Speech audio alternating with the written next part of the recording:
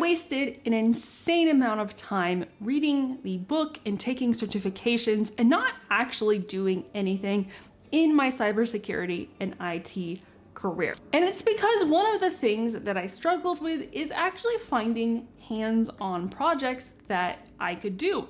I was always told to get certification after certification, degree after degree, and all of that. But no one really talked about like actually doing projects to learn specific skills. So I was just memorizing all of these facts, and honestly, I couldn't really apply it. And so in this video, I'm going to go over open source projects that are completely free that you can set up within less than 10 minutes. All right, and so I'm just going to get into the video. The first open source projects fall underneath web application security.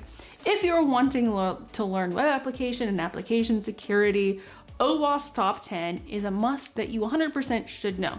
Thankfully, there are tons of great projects to learn this. The first one being WebGoat. This is essentially an insecure application that allows developers to test common vulnerabilities found in Java-based applications. Now, this is more if you're wanting to go on the developer role, but most, I would say, application security positions are more developer-based. The next one is AzureGoat, which is a vulnerable Azure infrastructure. So basically, it uses a thing called Terraform to deploy a vulnerable cloud infrastructure within Azure. So personally, infrastructure is probably my favorite topic. You can learn and practice auditing infrastructure as code, secure coding practices, cloud pen testing and red teaming, and you can do detection and mitigation. And all you really need to get started is an Azure account. It does cost a little bit of money, so make sure to turn it off. The next one is security automations utilizing the WAF. I personally think the WAF is amazing, and I worked with the WAF for about 2 years.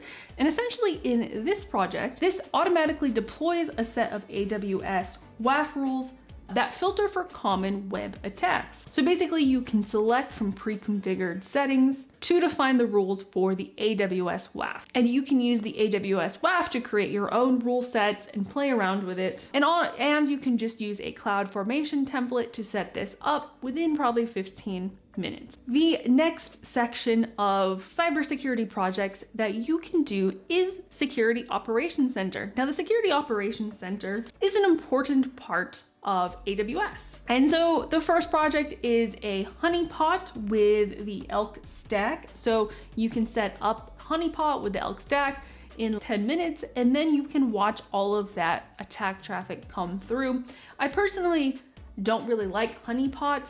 They're great for research purposes, but I don't really think they mimic an actual infrastructure, because usually you're going to deploy a honeypot in the internal network, and if that is triggered, then you know an attacker is on your network. Also, there's detection engineering. So if you are wanting to go into the MITRE attack framework, if you are wanting to go into alerting and detection strategies, if you are wanting to go into the pyramid of pain, the cyber kill chain, and learn all of that, along with creating detection signatures, this is an amazing resource where you can actually do that. The next unfair project for cybersecurity is the SOC Boss project. So this is essentially a data set that you can load into Splunk and then perform different analysis and incident response on. And this is actually data from actual computer incidences or from realistic lab recreations of security incidences. The next one is GoPhish and setting up a phishing simulator within AWS, which is pretty cool. The next main thing is digital forensics. Now, some projects that go along with digital forensics is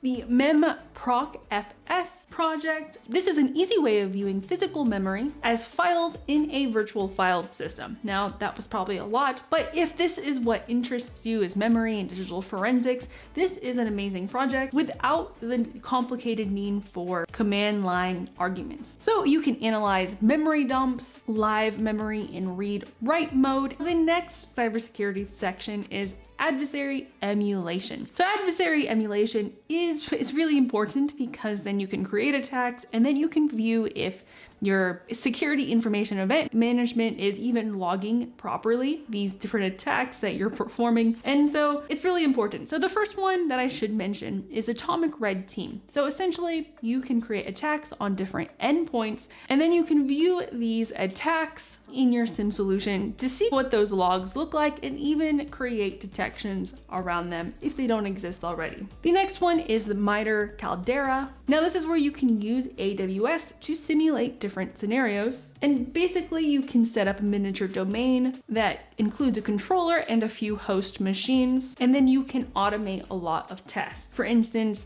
credential theft. Basically, you can get a team member to deploy a crafted action on the target host via Caldera. Another team member can try to determine what the original team member did via tooling.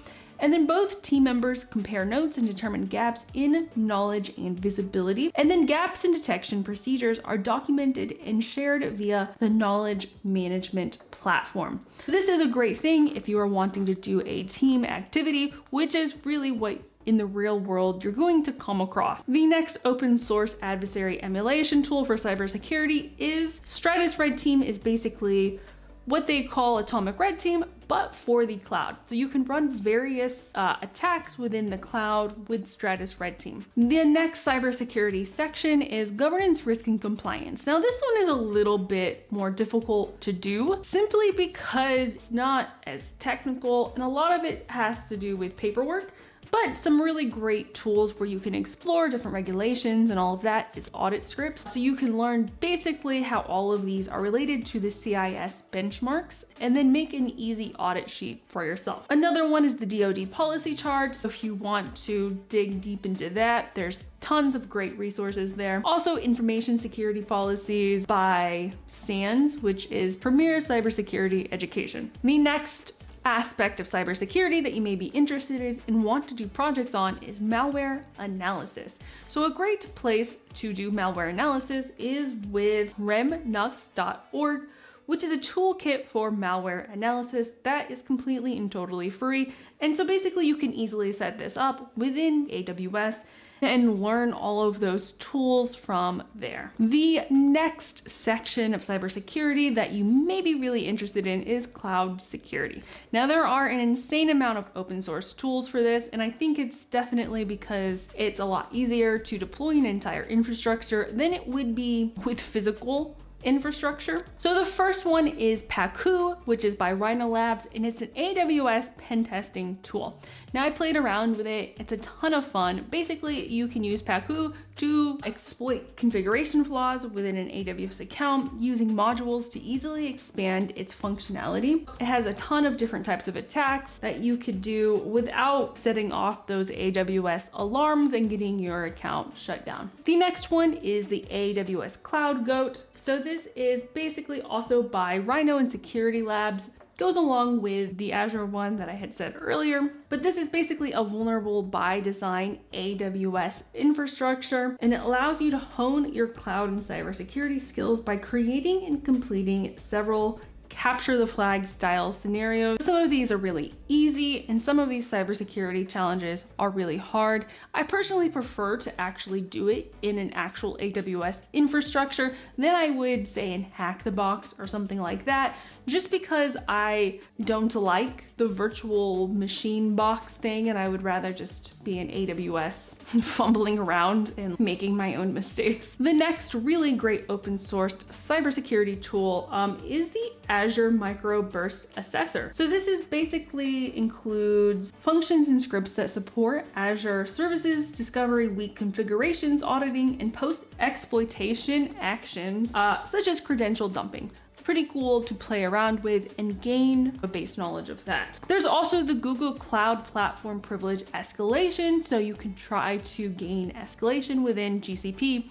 This is great if you are also wanting to maybe fool around with GCP, Azure, and also AWS. There is also Aqua Security, but essentially it audits your infrastructure for different types of compliance, such as PCI DSS, HIPAA, and things of that sort. I did actually use this and it was a blast. Now, I do have all of these resources below in a free list if you were wanting to look at that. I have tons more that I have been collecting and exploring. If you are wanting to learn networking, for instance, GNS3 is a fantastic resource. If you're wanting to learn regular expressions, I have some free resources below for that. Also, I included other open source tools such as Security Onion, Kali Linux, Kali Purple, the Elk Stack, OS Query, Sigma, and other types of tools below.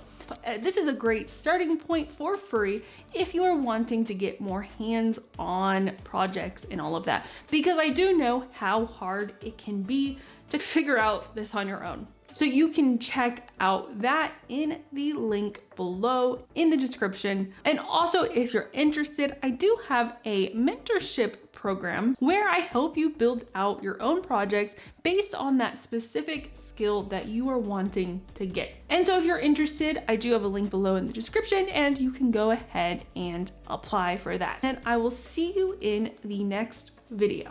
Bye.